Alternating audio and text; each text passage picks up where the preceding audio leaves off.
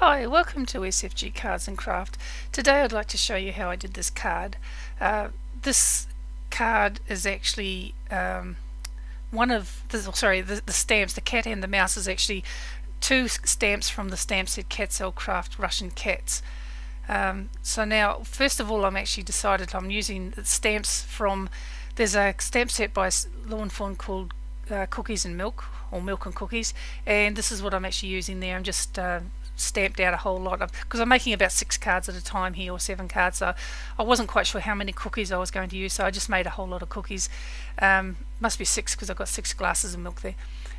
The milk I'm actually painting in what is the milk with antique linen. The cookies were actually just painted in with I think it was Rusty Hinge and one of the other ones, I can't remember the name of it. This is actually using Lucky Clover and Citron, the Citron one, to paint the cookie jar. I just rushed through these really quickly, only show really painting one of each except for the cookies. As you can see, I've already got all the cookies painted there. So I really wasn't sure how many I was going to use, 2 or 3 on each card, so I've just done more than I would need anyway. And this is coming in with the shading on the Lucky Clover for the shading on the cookie jar. I'm using a 1/4 inch angle shader for most of these, and the water brush pen. As you can see, this was actually a recycled piece of watercolour paper. It was something I was going to do an underwater scene on, or a beach scene, and decided to scrap that idea and have now used it for this. The milk carton I'm just using was worn lipstick and abandoned coral. This is worn lipstick on there at the moment. Abandoned coral. I'll come in and do the shading shortly with that.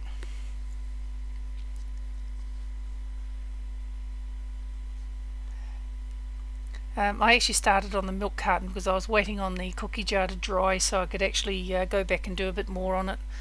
So that's why I started on the milk carton.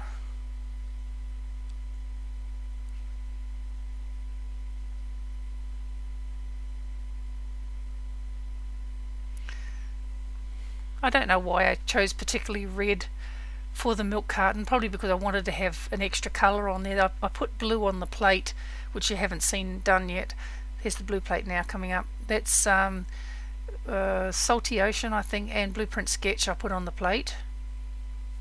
I just wanted to have pops of different colour in there, so I thought, well, if I put blue, then I've got 2 lots of blue, so I put red on the milk carton. I suppose I could have put blue on the milk carton and red on the plate, but I thought, well, red and brown sort of too close in colours together, so I decided to put a blue plate with, which is totally isolated from the brown cookies then, as far as the colours go. Now, what am I doing?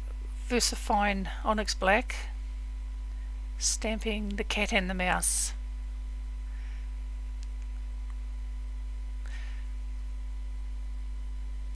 And I stamped several of these. This is the stamp set. I hadn't shown it before, but this is the stamp set.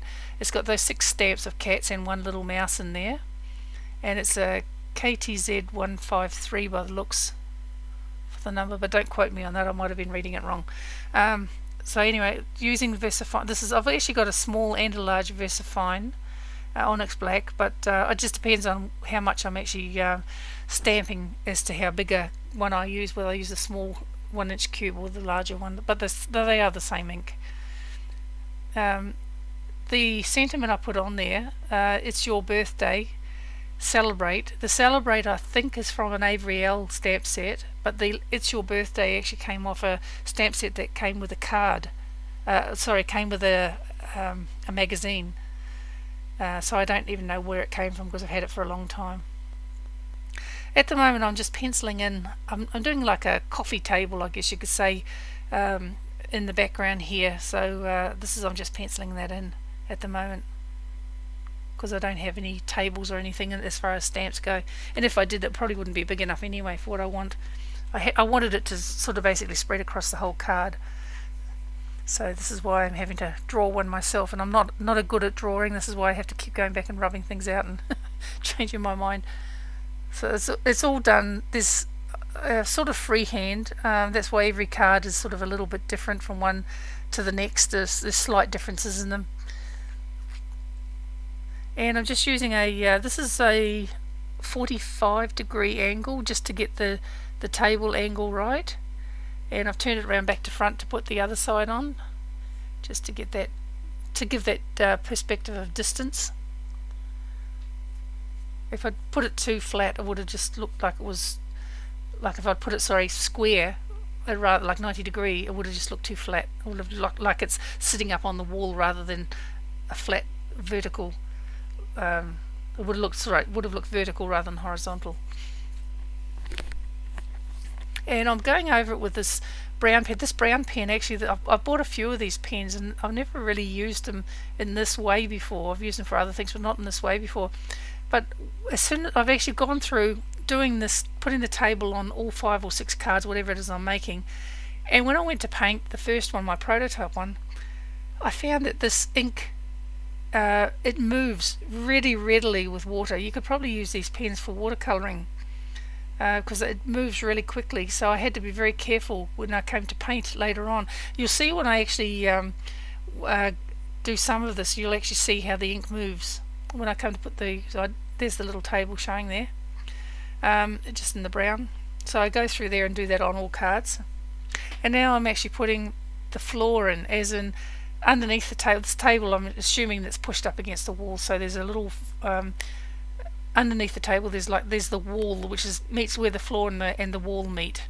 So, and then I decided right at that very moment to put in a little mouse hole. So this is what I'm putting in there, and I'm using a black pen of the same as the brown one for that. And it's when I'm actually painting past that brown, that black mouse hole, that you can actually see how easily the ink moves from these pens. The floor, I'm actually painting that in underneath the table, is going to be in ice spruce and antique linen mix. So that's just the two mixed together under the table. When I come out further away from under the table, it just becomes just antique linen, which is what I'm just doing there in front of the cat. I just wanted that darkness under the shading under the table. So the little mouse is sort of sitting under the table, but the cat's not looking at the mouse, it's looking at the table, and the little mouse is looking up at the table as well. So just finishing off the floor here. I had sort of thought about maybe putting wood boards, and I thought, oh, that's going to make, because there's already enough time to put the table and everything on. I thought, nah, if I put wood boards, it's just going to make it so much more difficult. I had enough trouble with the one of the other ones that I did, where a cat standing on a wall. That one was so involved trying to get the stamping done, so many different steps. This one wasn't too bad. It was only 3 steps of stamping plus the table, so the other one was much more.